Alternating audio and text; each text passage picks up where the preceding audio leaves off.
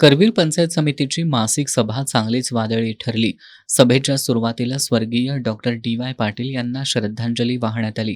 त्यानंतर विविध विभागांच्या कारभारावर सदस्यांनी प्रश्नांचा भडीमार केला. गिरगाव पाणीपुरवठा योजनेची फाईल जिल्हा परिषदेतून तब्बल 5 वेळा गायब झाल्याचा गंभीर आरोप सदस्य अनिल म्हेत्रे यांनी केला.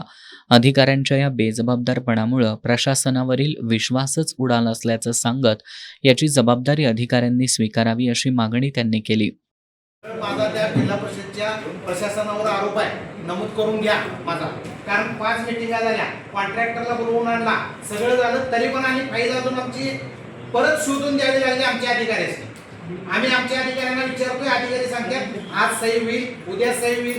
किती वेळा आम्ही पहिल्या मिटिंग पासून मांडणार, काहीतरी निर्णय घ्या आणि इथून कधी तुम्ही आपला मिटिंगचा एक ठराव कधी त्या सीओ मॅडमांच्या पर्यंत पोहोचू दे.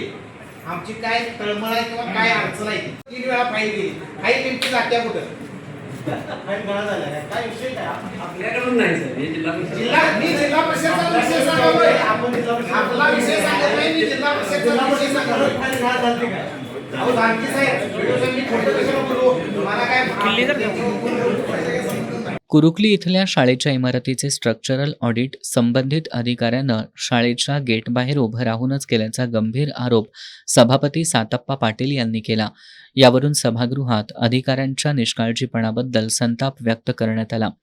पाणीपुरवठा विभागाच्या कारभारावरही सदस्यांनी नाराजी व्यक्त केली.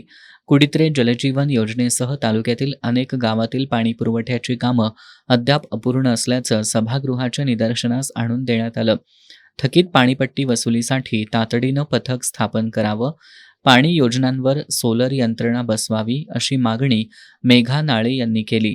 दरम्यान महिला सदस्यांना गेल्या 5 महिन्यांपासून विविध विभागांची पुरेशी माहिती दिली जात नसल्याचा आरोप उपसभापती दीपाली पाटील यांनी केला. अधिकाऱ्यांनी महिला सदस्यांना माहिती देताना योग्य सहकार्य करावं अशी मागणी त्यांनी केली. शिक्षण विभागाच्या कारभारावरही सदस्यांनी तीव्र नाराजी व्यक्त केली.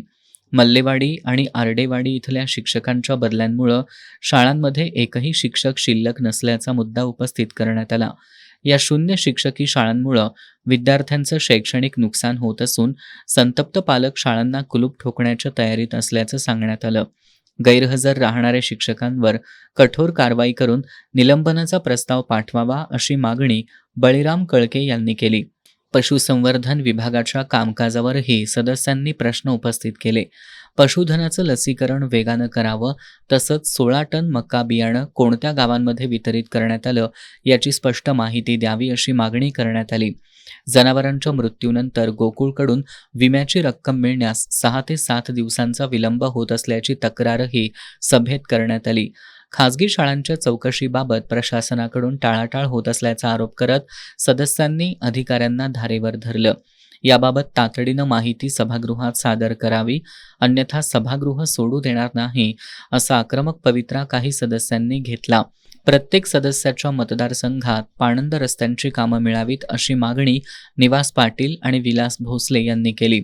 सभेला वारंवार गैरहजर राहणाऱ्या अधिकाऱ्यांनाही सभापतींनी चांगलंच सुनावलं. यापुढं सभेला येताना संबंधित खात्याची संपूर्ण माहिती घेऊनच यावं, अन्यथा सभेला येऊ नये अशा कडक सूचना देण्यात आल्या.